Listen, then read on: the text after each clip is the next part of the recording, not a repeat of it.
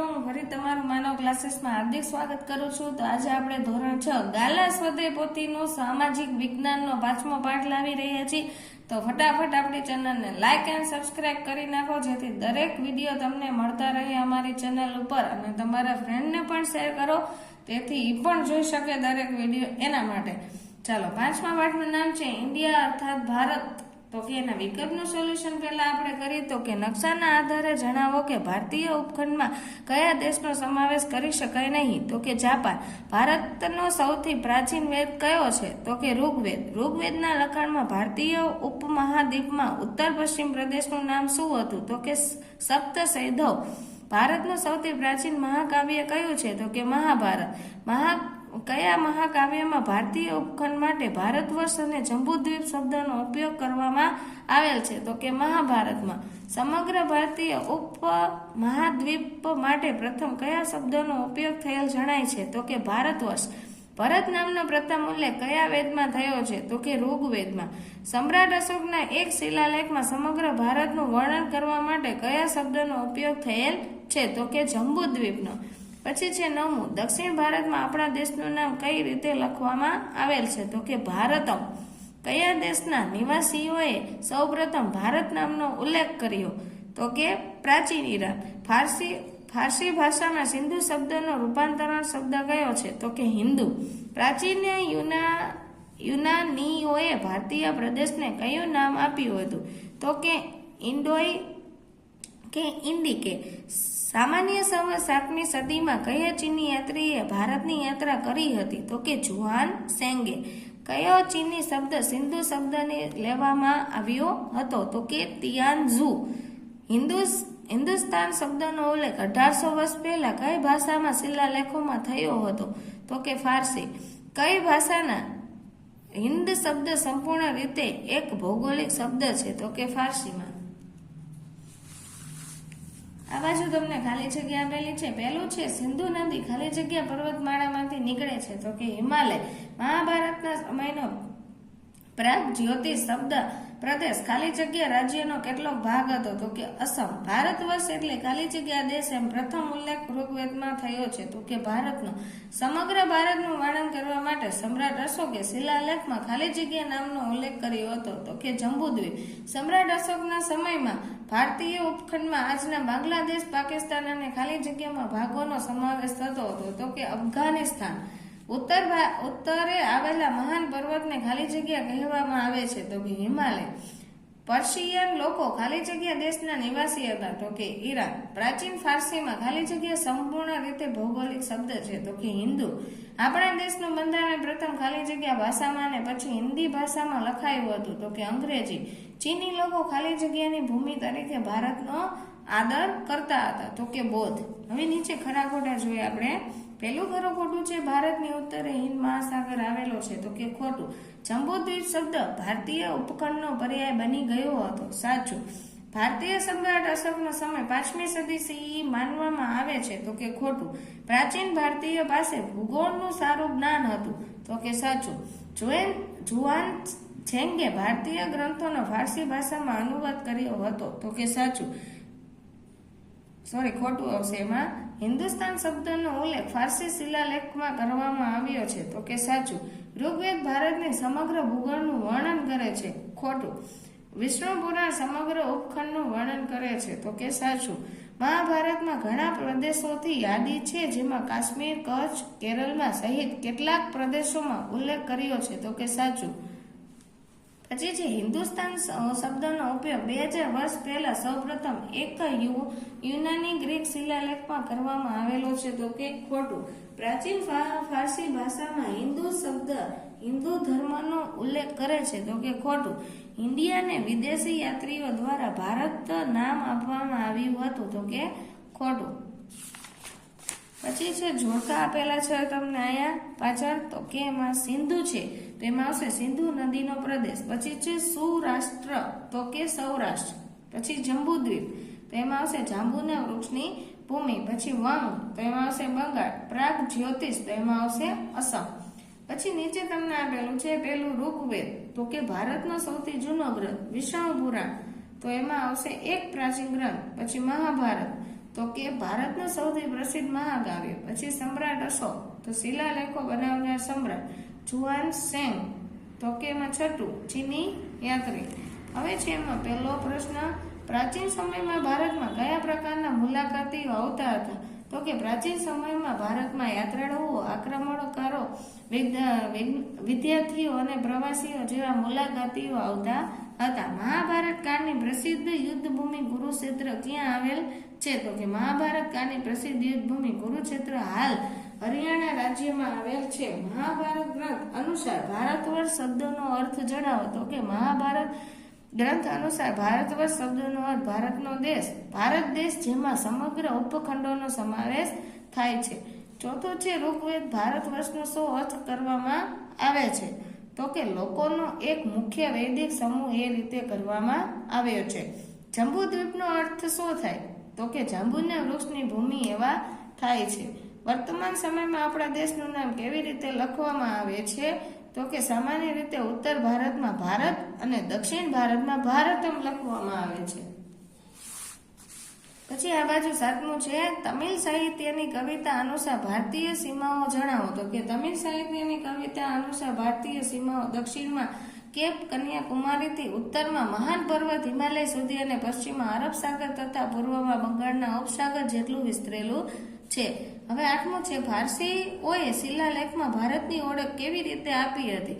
તો કે ફારસીઓએ શિલાલેખમાં ભારતને હિન્દુ તરીકે ઓળખ આપી હતી. પ્રાચીન ફારસી ભાષામાં હિન્દુ શબ્દનો ઉલ્લેખ કયા અર્થમાં છે? તો કે પ્રાચીન ફારસી ભાષામાં હિન્દુ શબ્દનો ઉલ્લેખ ધાર્મિક પરિચય માટે નહીં પણ ભૌતિક પરિચય માટે કરવામાં આવે છે. પ્રાચીન ચીનીઓએ ભારતીય ઉપખંડને કયા નામ આપ્યા છે? પ્રાચીન ચીનીઓને ભારતીય ઉપખંડને પિન્ટુ અને હિન્દુ જેવા નામ આપ્યા હતા.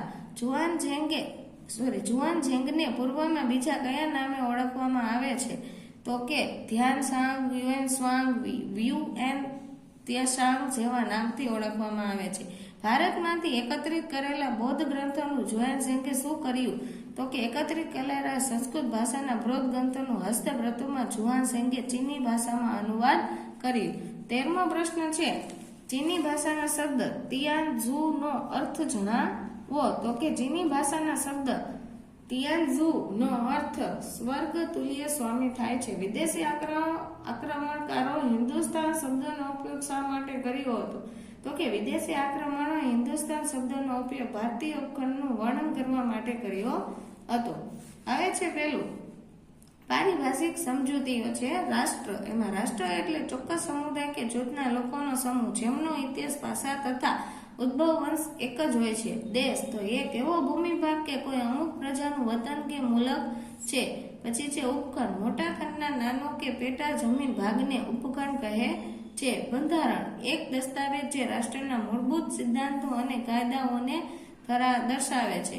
પછી એમાં છે પહેલું ઐતિહાસિક કારણોમાં આપણા દેશનું નામ ભારત કેવી રીતે પડ્યું તે જાણવું મુશ્કેલ છે. તો કે આપણને સમગ્ર ભારતીય ઉપખંડ માટેનું ખરેખર નામ ક્યારથી આપવામાં આવ્યું હશે તે શોધવું મુશ્કેલ છે, કેમ કે ભારતીય પ્રાચીન ગ્રંથોમાંથી તારીખ આપવી મુશ્કેલ હોવાથી આ પ્રશ્નનો ઉત્તર આપવો સરળતાથી. આથી આપણા દેશનું નામ ભારત કેવી રીતે પડ્યું તે જાણવું મુશ્કેલ છે. બીજું છે ભારતીય ઉપખંડ જંબુદ્વીપ નામથી ઓળખાતો હતો. તો કે જંબુદ્વીપ અર્થ જાંબુના વૃક્ષની ભૂમિ એવો થાય છે. વાસ્તવમાં ભારતમાં લગભગ બધી જગ્યાએ જાંબુના વૃક્ષ જોવા મળે છે.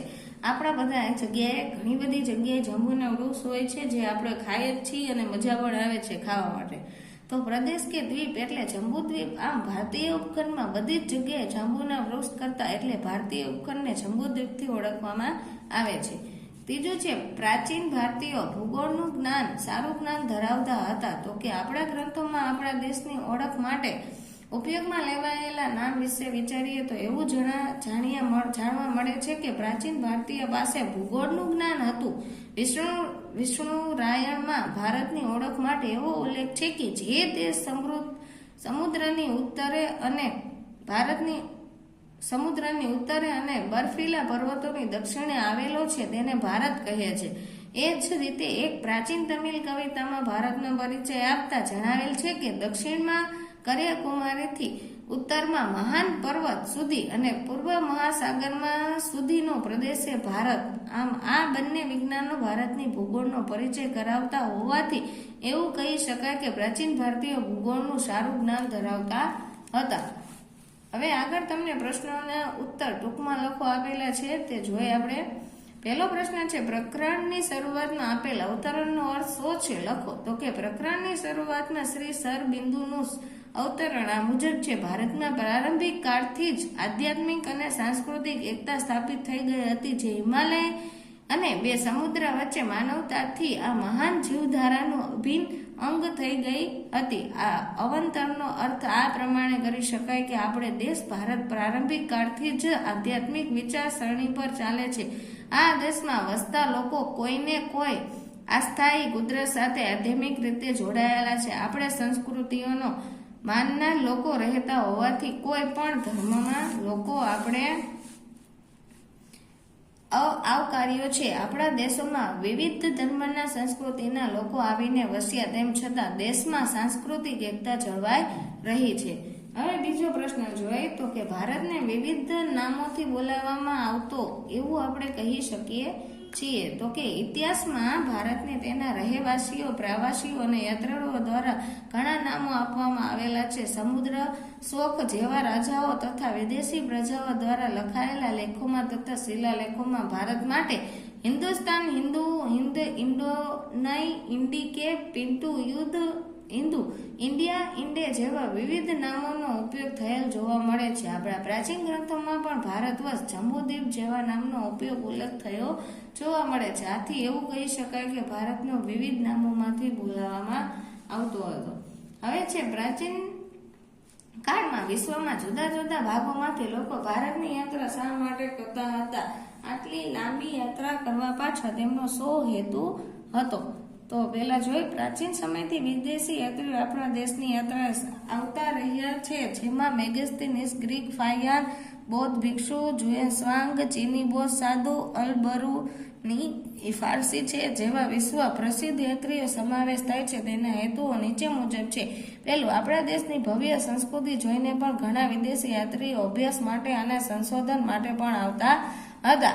કેટલાક લોકો વેપાર વાણિજ્ય માટે બે પ્રદેશો, બે રાષ્ટ્રો વચ્ચે સંકલન માટે દૂત કે અધિકાર બનીને પણ આવતા હતા. આપણા દેશમાં મહેમાનોનું અતિથિ દેવો રીતે સ્વાગત થતું હોવાથી તથા મહેમાનો માન સન્માન અને ભવ્ય સાર સંભાર મળતા હોવાથી વિદેશી યાત્રીઓ ભારત આવવા માટે આકર્ષતા હતા. ચોથો પ્રશ્ન છે, પ્રાચીન સમયમાં ભારતીય ઉપખંડોનું પ્રતિનિધિત્વ કરવા માટે કયા બે સંસ્કૃત નામનો ઉલ્લેખ થયો છે? તો કે ઉપખંડ ખરેખર નામ ક્યારેક મળ્યું હશે તેનો સમયગાળો આપવા મુશ્કેલ છે, પણ મહાભારત નામના પ્રસિદ્ધ ગ્રંથમાં ભારતીય ઉપખંડના સમગ્ર પરિચય માટે ભારતવર્ષ અને જંબુદ્વીપ નામના બે સંસ્કૃત નામનો ઉલ્લેખ થયેલો હતો. ભારતવર્ષ સ્પષ્ટ રીતે સમગ્ર ભારતીય ઉપખંડનો પરિચય આપે છે. તેનો અર્થ જ ભારત દેશ થાય છે. ઋગ્વેદમાં પણ ભારત શબ્દનો ઉલ્લેખ થયેલો જોવા મળે છે. બીજું સંસ્કૃત નામ જંબુદ્વીપ છે, જેનો અર્થ જાંબુના વૃક્ષની ભૂમિ એવો થાય છે કે એ સમયે જાંબુ નામનું વૃક્ષ ભારતમાં બધી જગ્યાએ થતું હતું. આથી જે વિસ્તારમાં જાંબુ નામનું વૃક્ષ થાય જેવા દ્વીપ એટલે કે જંબુદ્વીપ, એ જગ્યાને શું ત્યારે કહેતા તો કે જંબુદ્વીપ. હવે પ્રશ્નોના ઉત્તર છે, જેમ આપણે 4 માર્કમાં પૂછાય છે અથવા 3 માર્કમાં. તો કે ભારતમાં પ્રાચીન નામો ક્યાં હતા?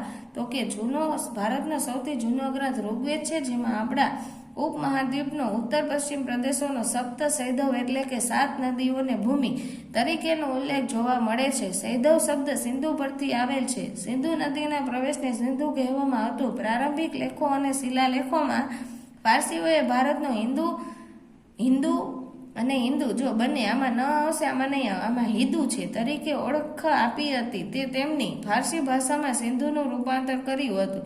તેમાં માનવ પ્રમાણે સિંધુની જગ્યાએ હિન્દુ એ ભૌગોલિક શબ્દ છે, ધર્મ સંદર્ભિત નથી. પ્રાચીન યુનાઈ એ પ્રદેશને ઇન્ડોય અને ઇન્ડકે તરીકે ઓળખાતા હતા. પ્રાચીન ચીની લોકો ઈદુ અથવા ઇન્તુ તરીકે ઓળખાતા હતા. આ શબ્દો પણ મૂળ સિંધુમાંથી આવ્યા છે, જેમ કે સિંધુ, હિન્દુ, ઇન્દુ ને ઈદુ. આમ આપણા દેશ ભારતનું નામ હિન્દુ એટલે મીંડાવાળું અને હિન્દુસ્તાન કે ઇન્ડિયા મૂળ સિંધુ પરથી ઉતરી આવ્યો છે. ટૂંક નોંધ લખો. જુઆનશેંગ ભારતીય સંસ્કૃતિની અને શિક્ષણ વ્યવસ્થાની વિશ્વમાં નામના હતી, તેથી વિદ્યાપીઠો જગ પ્રસિદ્ધ હતી. અતિ વિદેશની અનેક યાત્રીઓ જ્ઞાનની જાણકારી માટે ભારત આવતા હતા. સામાન્ય સંવત 6ઠી સદી સીઈમાં ચીની યાત્રી જુઆનશેંગ ભારત આવ્યા હતા, જેમણે ભારતના અનેક સ્થળોની મુલાકાત લીધી હતી. ભારતની વિવિધ વિદ્યાપીઠો અને જ્ઞાનદ્વીપીઓની કરી હતી, તેમજ તેમની સાથે જ્ઞાન ગોષ્ઠી કરી હતી. ભારતના અનેક રાજ્યોમાં મહેમાન તરીકે પણ એમને અપકાર મળ્યો હતો. 17 વર્ષ સુધી ભારતમાં રહીને તેમણે આ તમામ બાબતોની ચીન વતથી અભ્યાસ કર્યો. તેમના દ્વારા લખાયેલી નોંધમાં તે સમયના ભારત વિદેશી ઘણી બધી માહિતી આપણીને મળી રહી છે. ભારતમાંથી સંસ્કૃત ભાષાના બૌદ્ધ ગ્રંથોનું ચીની ભાષામાં અનુવાદ કરીને તે હસ્તપ્રદો તેઓએ પોતાના દેશ ચીનમાં લઈ ગયા હતા. જુઆનશેંગનું આ પર્યાય સર્વજ્ઞ માહિતી મેળવવા માટે વિશ્વમાં બહુ મોટું મહત્વ ધરાવે છે. તેમને મેળવેલ જ્ઞાન અને સાહિત્ય તેમના પછી એક ચીની અને વિશ્વમાં યાત્રીઓ ભારત આવવા પ્રેરાયા હતા. હવે ત્રીજું છે, મહાભારત નામના પ્રસિદ્ધ ગ્રંથમાં વર્તમાન ભારતમાં કયા વિસ્તારોના નામ આપેલા છે. છેલ્લો પ્રશ્ન છે આ ચેપ્ટરનો. તો જોઈએ આપણે, મહાભારત નામનો પ્રસિદ્ધ ગ્રંથમાં વર્તમાન ભારતમાં કેટલાક વિસ્તારોમાં ઉલ્લેખ કરવામાં આવેલ છે, જેવા કે આજના કાશ્મીરીયો ભાગ, આજના હરિયાણાનો એક ભાગ કુરુક્ષેત્ર, બંગાળનો ભાગ વંગ, અસમનો ભાગ પ્રધાન જ્યોતિ. આ જોડકામાં પણ હતું. ગુજરાતના એક જિલ્લાનો કચ્છ, આજના કેરળમાં એક ભાગ કેરળ, બિહારનો એક ભાગ મગધ, અફઘાનિસ્તાનનો એક ભાગ ગંધારા વગેરે જેવા વર્તમાન સમયમાં કેટલાક ભૂમિ પ્રદેશોનો મહાભારત ગ્રંથમાં ઉલ્લેખ કરવામાં આવેલ છે. જો મહાભારત ને એવું બધું જેને વધારે જોયેલું હોય તો આમાં પ્રશ્નમાં એને ફટાફટ આવડી જશે, કેમ કે એનો ઉલ્લેખ થોડોક વધારે કરવામાં આવેલ છે. જેથી જ આ છેલ્લા પ્રશ્નમાં આપણે જે સ્થળના નામ જોયા તો એ તમારે ફરજિયાત યાદ રાખવા પડશે, કેમ કે એના તમને વિકલ્પ પણ બનાવીને પૂછી શકે, ખાલી જગ્યામાં પણ પૂછી શકે. એના માટે ખાસ વિદ્યાર્થી પ્રશ્ન સરખો ભાગો કરી લેજો, જે તમને નાના નાના માર્કમાં પણ પૂછાય છે, જેથી તમને એ આવડી જાય. ચાલો, આ ચેનલને લાઈક અને સબસ્ક્રાઈબ કરી દેજો, જેથી તમને દરેક વિડીયો મારા મળતા રહે, અને શેર પણ કરી દેજો.